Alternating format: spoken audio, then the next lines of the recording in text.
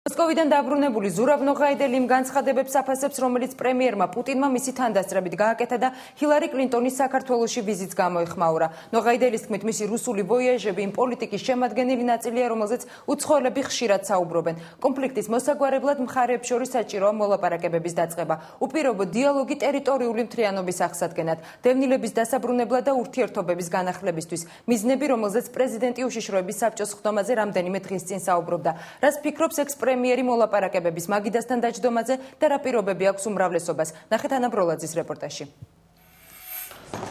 საქართველოს გაერთიანების ფორმულა ასე უწოდა ზურაბ ნოღაიდელმა ვლადიმერ პუტინის გუშინდელ კომენტარს. პუტინმა საქართველოს ხელისუფლებას ოსებთან და აფხაზებთან მოლაპარაკებების დაწყება ურჩია. მოსკოვიდან დაბრუნებული ექს-პრემიერი ამბობს, რომ რუსეთ-ამერიკის განცხადებები არაფრით განსხვავდება ერთმანეთისგან.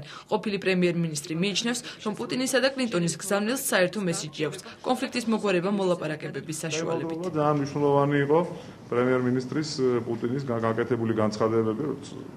გააკეთა ჩემი თანდასწრებით, ზუსტად იგივე პირდაპირ კონტაქტები სოხუმთან და ცხინვალთან, ურთიერთობების მოწესრიგება, ჩვენ ხელს არ შეგიშლით, ჩვენ მხოლოდ დაგეხმარება. ამერიკის შეერთებულმა შტატებმაც თავისი რჩევებით, მოქმედებებით და დახმარებით, რუსეთმაც თავისი განცხადებებით გაგვიხსნეს ჩვენ კარი საქართველოს გასაერთიანებლად და ახლა თუ ჩვენ არ ვიმოქმედებთ, საქართველო დარჩება დანგრეული და გათიშული. ეს უნდა გვესმოდეს კარგად.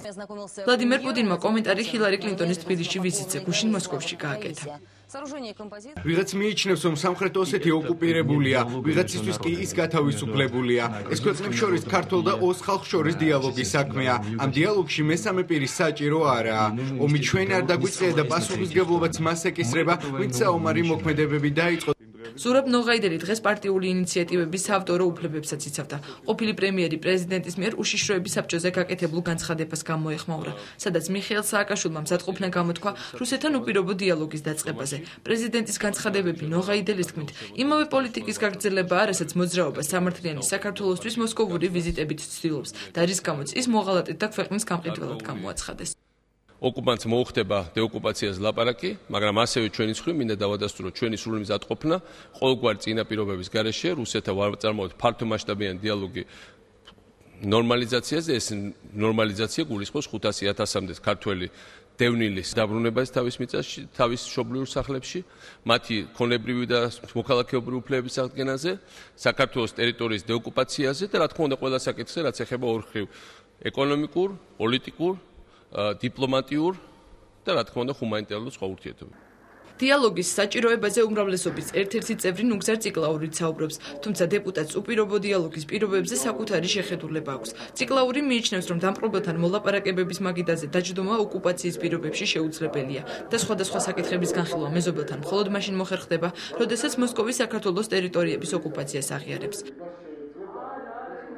ბატონი ნოღაიდელი და ბურჯანაძე, როდესაც ჩადიოდნენ და ხვდებოდნენ საქართველოს დამპყრობლებს, პუტინს, მედვედევს და ასე შემდეგ, ისინი ხაზს უსვამდნენ აი კულტურული კავშირების, ეკონომიკური კავშირების, თუნდაც რელიგიური კავშირების განვითარებას და ინტენსიფიკაციას იმ პირობებში, როცა საქართველოს ტერიტორია იყო ოკუპირებული. ჩვენ კი ვამბობთ, რომ ჯერ დეოკუპაცია და მერე ნებისმიერ საკითხზე საუბარი. ჩვენ არ გვინდა მტრად არც ერთი ქვეყანა ჩვენს მეზობლად, განსაკუთრებით არ გვინდა მტრად ბირთვული სახელმწიფო. რა გაგრძელება მოყვება პრეზიდენტის ინიციატივას დიალოგთან დაკავშირებით, მაშინ, როდესაც მოსკოვი საქართველოს ხელისუფლებასთან საუბარს არ აპირებს. ზურაბ ნოღაიდელი მიიჩნევს, რომ პირველ პირთან დიალოგი საჭირო არაა და შესაძლოა საუბარი შედარებით ქვედა რგოლიდან დიპლომატიური ურთიერთობების აღდგენით დაიწყოს. სწორედ დიპლომატიის აღდგენა პრეზიდენტის უპირობო დიალოგის ერთ-ერთი პირობაც ოკუპირებული ტერიტორიიდან სამხედროების გაყვანასა და დევნილების დაბრუნებასთან ერთად. მოსკოვი ამერიკის შეერთებული შტატების სახელმწიფო მდივნის ჰილარი კლინტონის მიერ თბილისში ვიზიტისას ტერმინ ოკუპაციის გამოყენებას უსაფუძვლოდ მიიჩნევს. ამის შესახებ რუსეთის საგარეო საქმეთა სამინისტროს ინფორმაციის დეპარტამენტის განცხადებაშია ნათქვამი, რომლითაც უწყება კლინტონის მიერ თბილისში გაკეთებულ განცხადებებს გამოეხმაურა. ლავროვის უწყება განმარტავს, რომ საერთაშორისო სამართალში ოკუპაცია ეწოდება ერთი სახელმწიფოს ტერიტორიაზე მეორე სახელმწიფო ჯარების დროებით ყოფნას, მათ შორის საომარი ვითარების დროს. საგარეო საქმეთა სამინისტროს ცნობით საქართველოს ტერიტორიაზე არც ერთი რუსი სამხედრო მოსამსახურე არ იმყოფება. რეგიონში არის რუსული სამხედრო კონტინგენტები, მაგრამ ისინი აფხაზეთისა და სამხრეთ ოსეთის ტერიტორიაზე არიან, რომლებიც საქართველოს სააკაშვილის რეჟიმის მიერ გაჩაღებული აგრესიის შემდეგ გამოიყო. განცხადებაში ხაზგასმულია, რომ ამ ტერიტორიებზე რუსული სამხედრო კონტინგენტები და ბაზები ორმხრივი შეთანხმებების თანახმად და საერთაშორისო სამართლის სრული დაცვით არიან განთავსებული. რუსეთის საგარეო საქმეთა სამინისტრო იმედს გამოთქვამს, რომ რუსეთის პარტნიორები საჯარო და პრაქტიკული საქმიანობისას ობიექტურ რეალობას გაითვალისწინებენ. ამერიკის შეერთებული შტატების სახელმწიფო მდივანმა ჰილარი კლინტონმა 5 ივლისს თბილისში ვიზიტისას განაცხადა, რომ აფხაზეთი და ცხინვალის რეგიონი რუსეთის მიერ არის ოკუპირებული. მან მოსკოვს საქართველოს დეოკუპაციის პროცესის დაწყებისკენ მოუწოდა.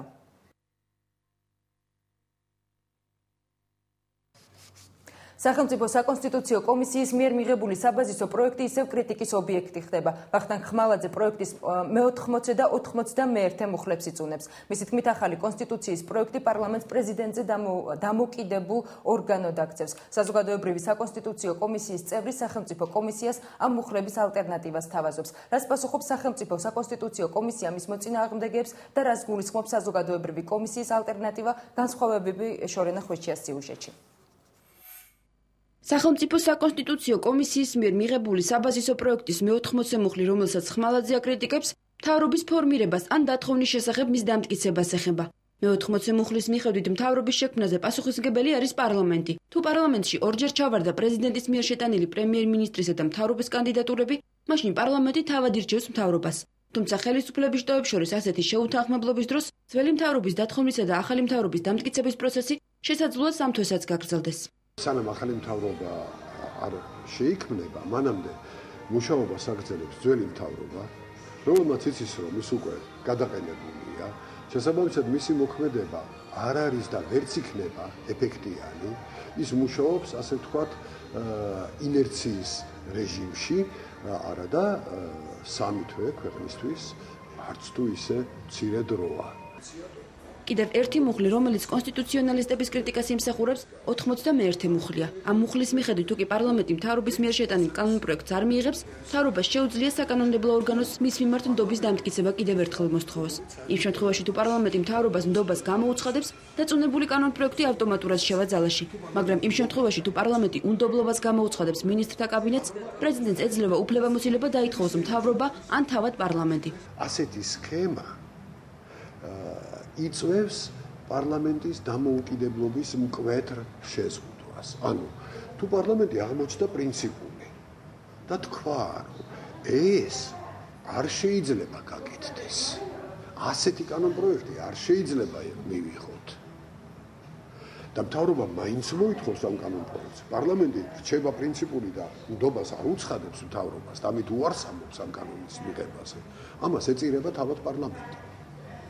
თავად სახელმწიფო საკონსტიტუციო კომისიის თავმჯდომარე ავთანდილ დემეტრაშვილი ოპონენტს ნაწილობრივ ეთანხმება. ამბობს, რომ 91 მუხლი მართლაც საჭიროებს გადახედვას. მე-80 მუხლთან დაკავშირებით კი კრიტიკა მისთვის მიუღებელია.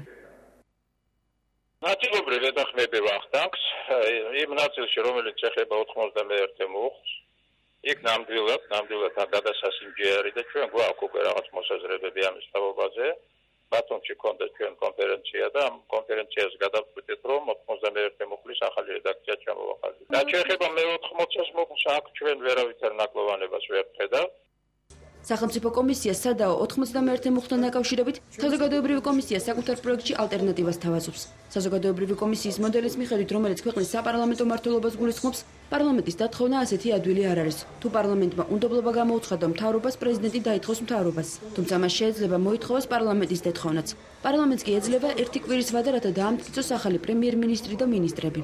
სახელმწიფო საკონსტიტუციო კომისიის წევრები საბაზისო პროექტის დახვეწისა და მასში შესწორებების შეტანის მიზნით ქალაქგარეთ შეხვედრებს განაგრძობენ. საზოგადოებრივი კომისია კი თავისუფალ ექსპერტთა კლუბთან ერთად საზოგადოებრივ საკონსტიტუციო დარბაზს აღალიბებს, რომელიც აქტიურ მუშაობას შემოდგომიდან შეუდგება.